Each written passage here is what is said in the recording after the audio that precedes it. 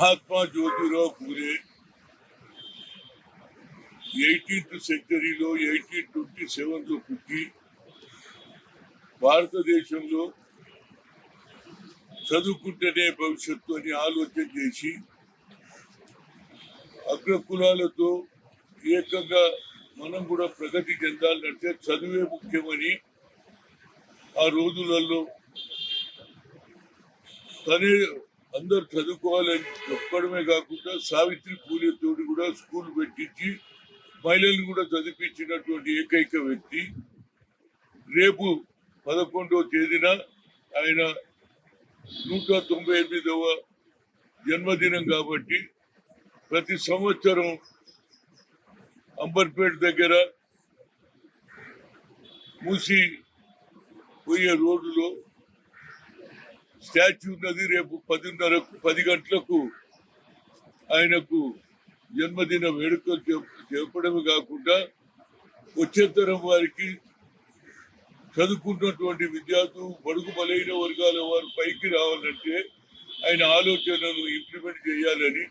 ప్రతి కాంగ్రెస్ కార్యకర్త, అదే కాకుండా ప్రతి అభిమానులు రేపు 10 గంటలకు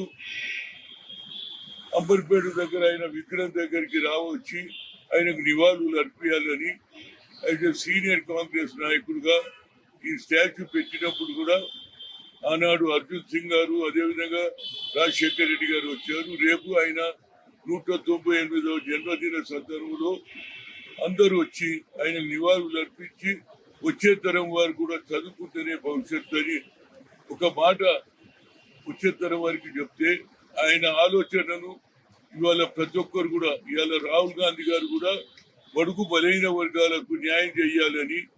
ఆయన ఆలోచన, వాళ్ళకు జనాభా ప్రాతిపదికంగా వాళ్ళ రిజర్వేషన్ కూడా పెంచుతా అని చెప్పడమే కాకుండా అదేవిధంగా ఏదైతే 50% సీలింగ్ ఉన్నదో ఆ సీలింగ్ కూడా ఎత్తేసి అట్టడుగునే బీసీ, ఎస్సీ, ఎస్టీ మైనార్టీలకు కూడా రాజ్యాధికారం ఇవ్వడమే కాకుండా వాళ్ళ భవిష్యత్తులో ఉద్యోగాలలో, ప్రమోషన్లలో అందరికీ కూడా న్యాయం చేస్తా ఆయన ప్రధానమంత్రి అయితే అని చెప్పడం జరిగింది. కనుక రేపు జరిగే ఈ ఆయన బర్త్డేకు అందరూ ఎక్కువ సంఖ్యలో అభిమానులు వచ్చి ఈ కార్యక్రమాన్ని జయప్రదం చేయాలని అందరినీ కోరుతున్నా.